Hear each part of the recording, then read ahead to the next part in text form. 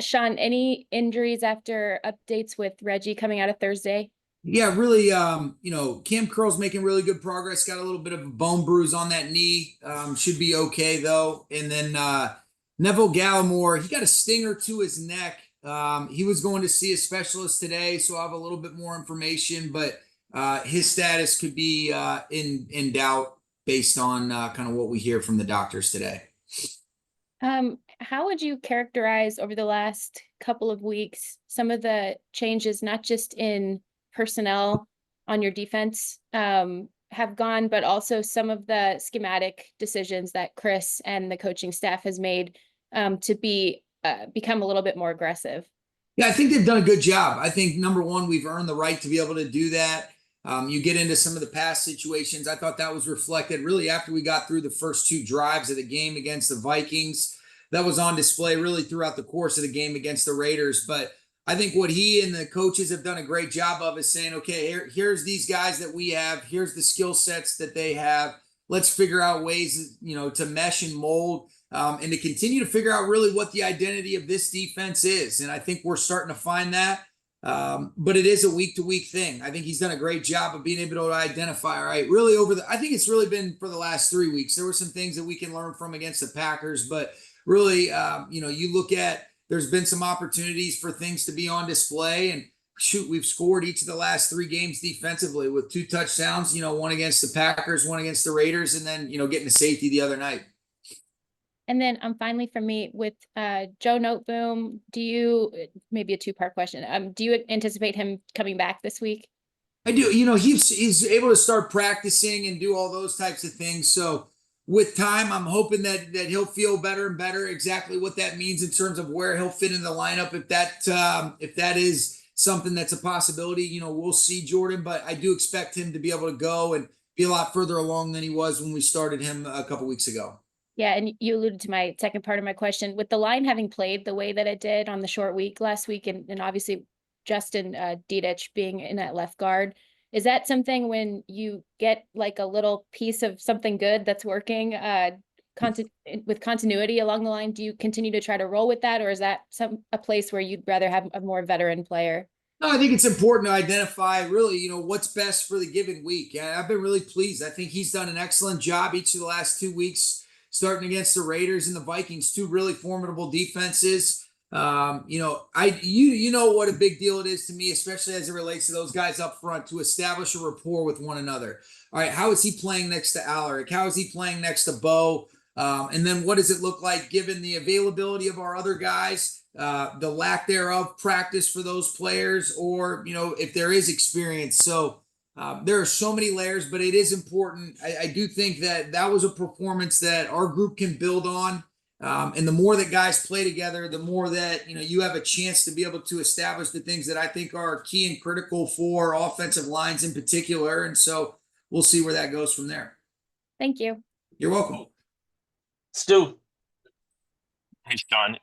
It was reported over the weekend that the team and Trey White were discussing options for his future, including a possible trade. I guess one, is that something you can confirm? And 2, what clarity, if any, can you provide on his status? Yeah, this guy is, he's been such a pro, Stu, about the way he's handled, obviously a not ideal situation for him. And, the way, if you guys saw the way he's practiced, the way that he's been a pro in every sense of the word and approached some things where, hasn't been active for the last 3 weeks, guy wants an opportunity to be able to go compete. And we love him here. We'd like to be able to keep him here. But if that is something that he and his agent, want to be able to explore, we're obviously respectfully understanding of that. And so the answer is yes. We've allowed them to be able to, talk to some teams and see if that's a possibility. As far as any updates, I haven't spoken to Les about that.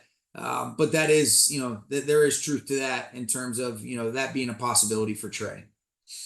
And I guess just as a quick follow-up to that, is there a situation where you'd like for it to work out where he fits the role that you envisioned when you signed him? Or I guess, how do you see that right now?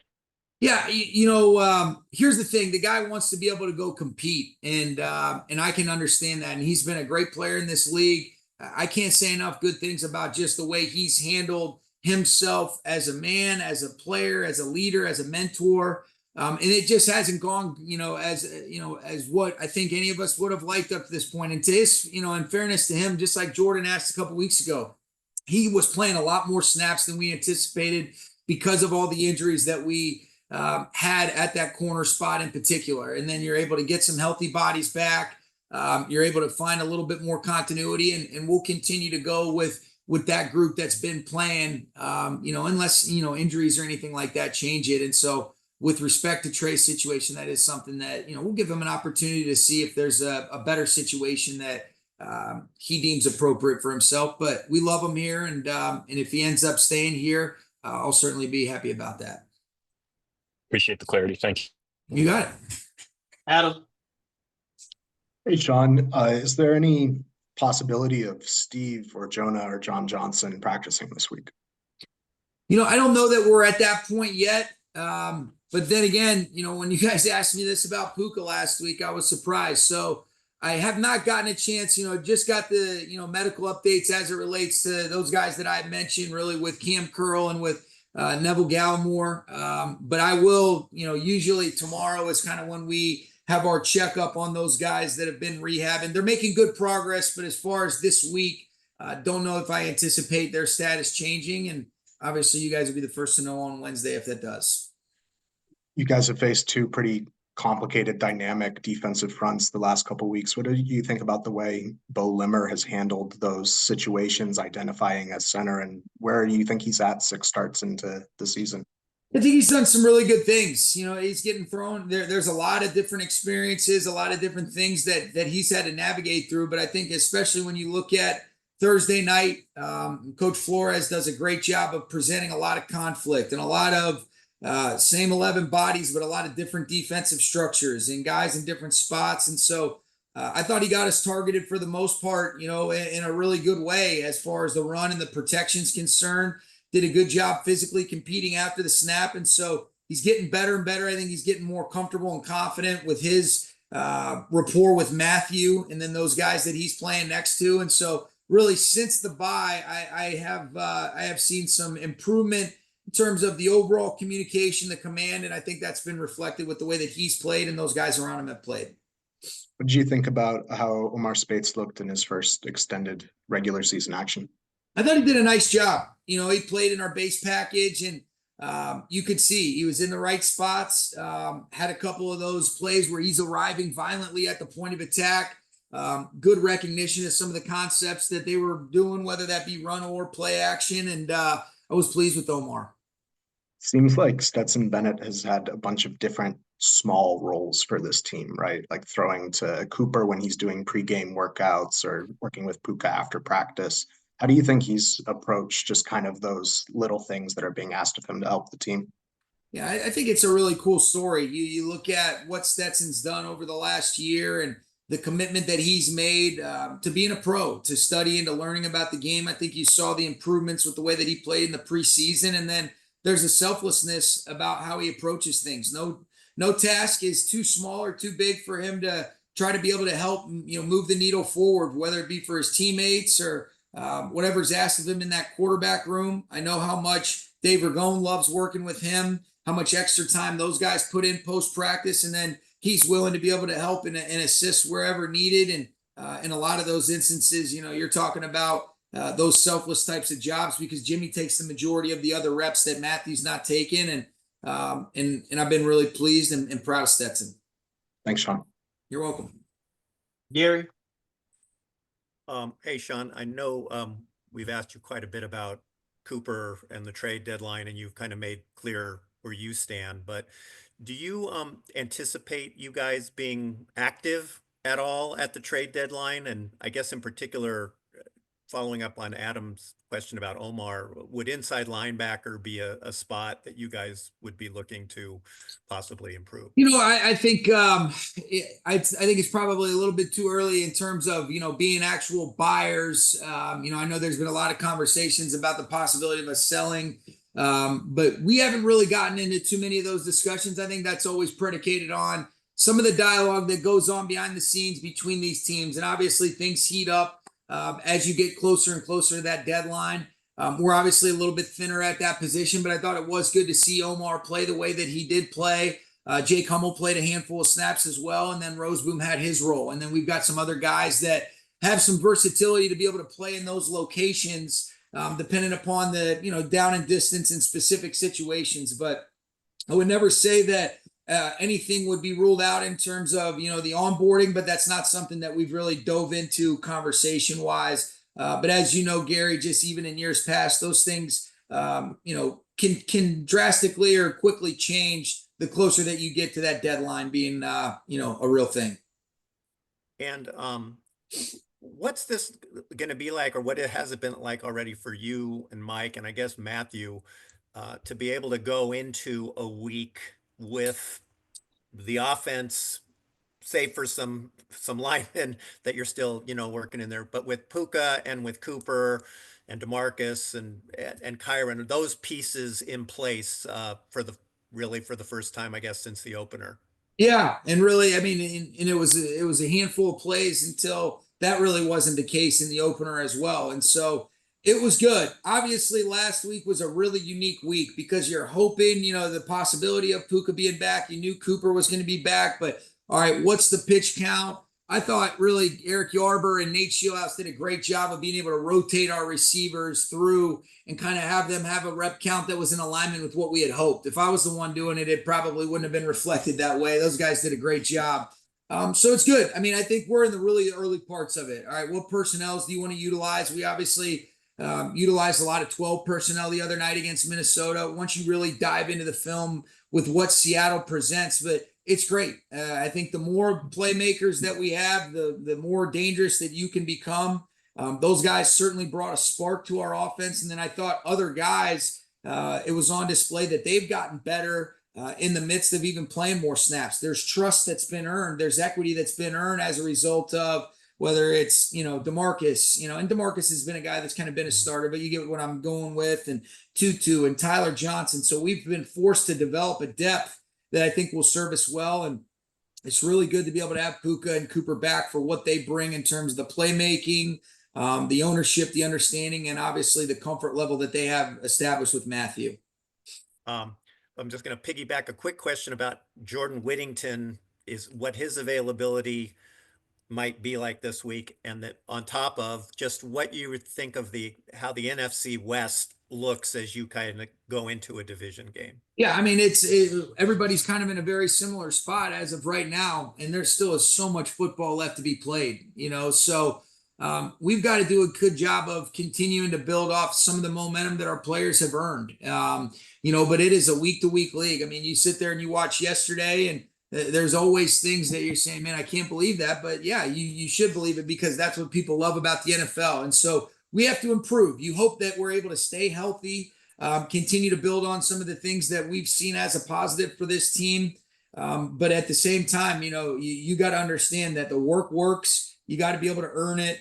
And, and so there's some big wins. Obviously San Fran looked really good last night against Dallas. I thought it was really impressive what Arizona did. And then Buffalo and Seattle, Buffalo's played as well as anybody, but Seattle's a really dangerous opponent, and I got a lot of respect for Coach McDonald and their staff and that personnel that they have over there with John Schneider, and we got to be ready to go. It's as tough a place to go in and play as there is in this league.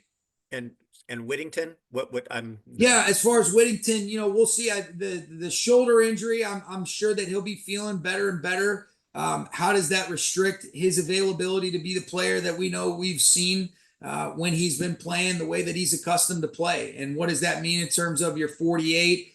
So there's some positive problems that we've got to be able to figure out now, especially as it relates to that receiver room, being able to get, a couple of our lead dog guys back healthy and ready to go. Thanks very much.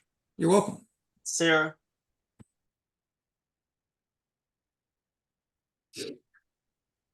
Hey, Sean. Hey. I'm curious. Obviously, Darius missed a lot of time during camp with the injury. It wasn't like it happened late in camp. What have you seen from him so far since he's been back? And how did you see him continue to work even when he wasn't able to be on the field? Yeah, he's a pro's pro, Sarah. And I'm just watching how far he's come. He's always had, an incredible ability, and then just the ownership of the game and continuing to be a a teammate that elevates his teammates with the wisdom, the mentorship that he provides. I saw a guy that was disappointed when he got the hamstring injury, but really encouraged by the way that he attacked his rehab, and then had a little bit of a setback, and that was challenging. But since he's gotten back on the field, he's looked like the player that we've been accustomed to. Really sticky in coverage, has a bunch of confidence to get up and challenge plays. One of my favorite 2-play sequences from him and really just our team that I think epitomizes who we want to be the other night is Justin Jefferson ends up catching an unbelievable that go ball down their far sideline on a little screen where it was kind of a run alert for Darnold. He ends up making a great play, but he's in a good position. They go fast because they want to make sure that that call's upheld to try to beat a challenge. And who ends up making a negative yardage play right there? That's Darius Williams. So it's always about, how do you respond? And think inevitably, if you're not a mentally tough dude in the secondary, especially as a corner where you're going to be challenged and put in those situations, it's going to be hard for you to last. And he certainly has been a real bright spot. It's been awesome getting Darius back. And then Kyron has accounted for, I think, all but 4 of your guys' touchdowns. Obviously, a big part of that was that Puka and Cooper were not on the field. But can you put into words just what he means to your team? He's such I think similar to what he just got such a great energy, a play energy, a competitive spirit, a competitive stamina. I think he comes to life in that red area. He's just got a nose for the end zone, and he's caught a couple touchdowns. He obviously plays really big in those critical situations. I mean, you even look at the 4th down and 1 run that he has. Obviously, it's a great block by Puka at the point of attack, but he's been great. He's just continuing to get better and better. I think Ron Gould does such a good job with that group as a whole, but he's definitely made his fantasy owners proud, I'm sure. Thank you. We'll wrap with Nick, then Rico. Hey, Coach. To ask you, just as far as Jared Verse is concerned, and watching his progression and elevation throughout the season, just being a rookie, and we've also seen him kind of go back and forth with his opponents, kind of jawing back and forth, but still remaining focused on the mission at hand. When you see a young guy like him being able to have that type of balance, not to get too emotional, but still stay focused, how does that resonate with you as far as just making you proud as a coach to see a young man like his caliber be able to balance something so early in his career? I think that you just said it.